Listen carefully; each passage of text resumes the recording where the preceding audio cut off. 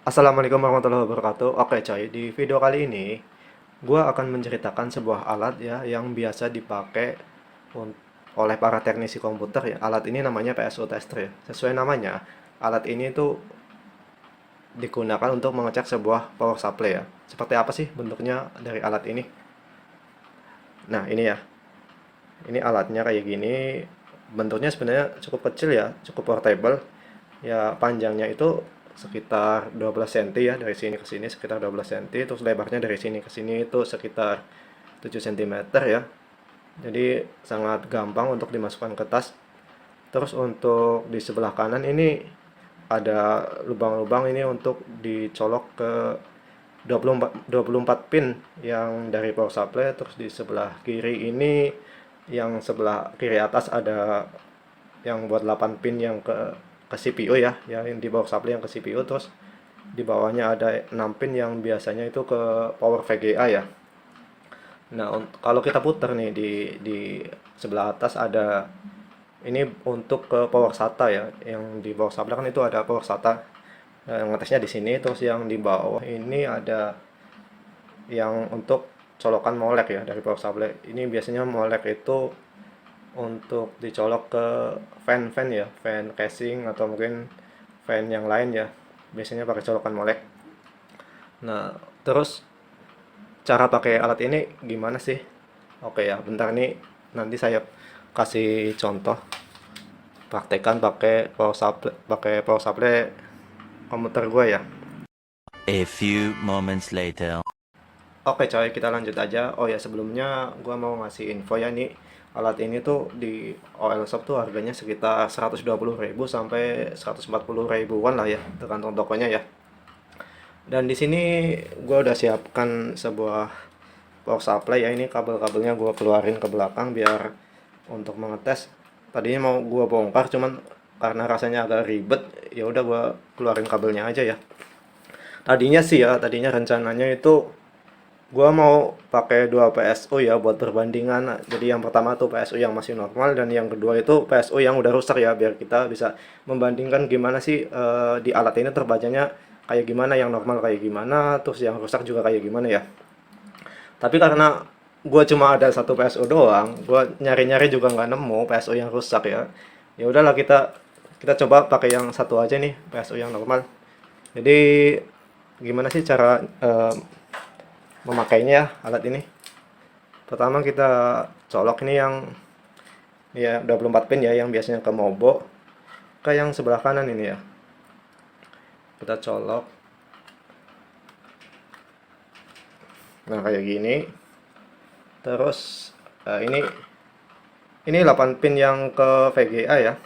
Cuman karena di sini di alat ini cuma 6 pin ya, kita colok 6 doang nggak apa-apa sih. Nggak ada masalah. Terus yang ke CPU ya, kita cari yang ke CPU kabelnya.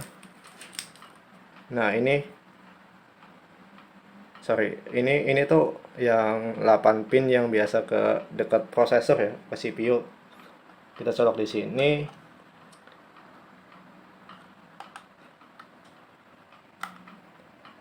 Bentar, bentar.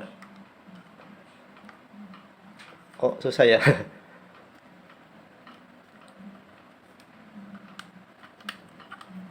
Nah, oke, ini udah kecolok ya.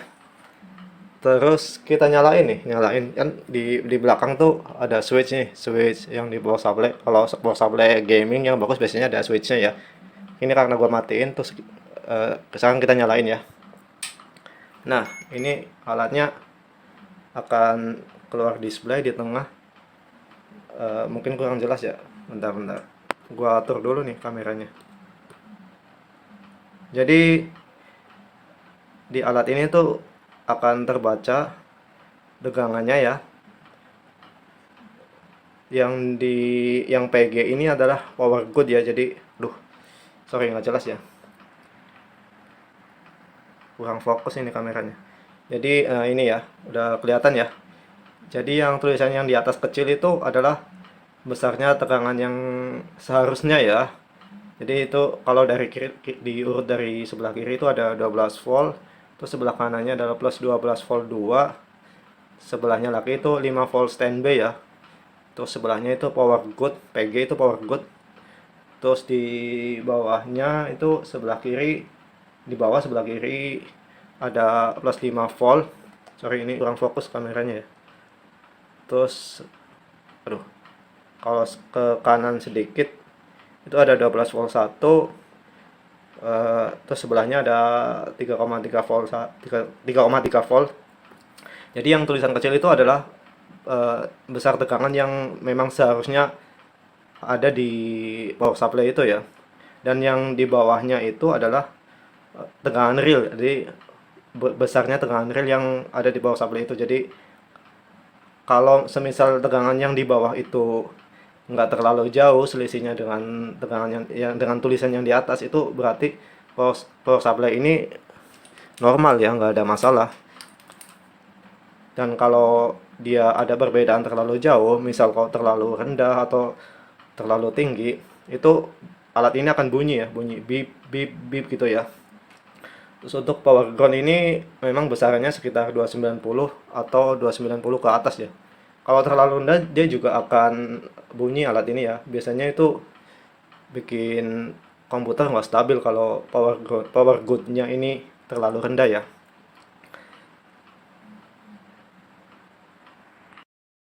Oke coy, jadi sekarang kita coba colok yang power SATA ya.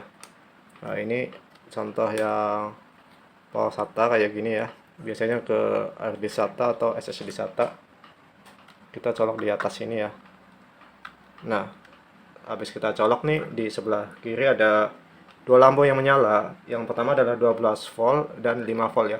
Jadi sebenarnya kalau untuk power SATA itu ada beberapa power supply yang dia itu ada 3 macam tegangan di sini ya. Ada 12 volt, 5 volt sama 3,3 volt. Cuman untuk power supply gua ini dia cuma ada dua jenis ya. Ini yang kuning ini 12 volt dan yang merah ini 5 volt. Jadi yang nyala cuma dua. Jadi nggak harus tiga-tiganya. Ada yang tiga-tiganya nyala, ada yang cuma dua doang. Jadi yang penting dua sih. Kalau dua udah nyala ya berarti udah normal sih. Terus jadi bedanya apa sih kalau yang power supply masih normal sama power supply yang rusak ya? Jadi kalau ini contohnya yang normal kayak gini ya. Jadi dia nggak ada yang kedip-kedip angkanya, juga alat ini nggak bunyi. Terus kalau nanti kalian ketemu power supply yang rusak, ini nanti salah satu dari tegangan yang tampil di sini itu dia besarnya akan selisihnya terlalu jauh, juga dia akan kedip-kedip ya, tampilannya kedip-kedip, alat ini bunyi bip bip. Nah itu biasanya PSU-nya udah rusak ya. Oke, mungkin sekian dulu ya penjelasan mengenai cara pakai alat ini. Buat kalian yang belum pakai alat ini, ya gue saranin sih pakai alat ini ya. Soalnya ini simple banget sih pakainya, nggak kayak kalau kita pakai multitester ya. Kalau kita pakai multitester kan harus kita tes satu-satu nih. Dari sini kita tes yang oranye, yang biru, yang hitam, kita harus tes satu-satu. Kalau pakai alat ini kan cukup menghemat waktu dan praktis ya. Oke, sekian dulu. Assalamualaikum warahmatullahi wabarakatuh.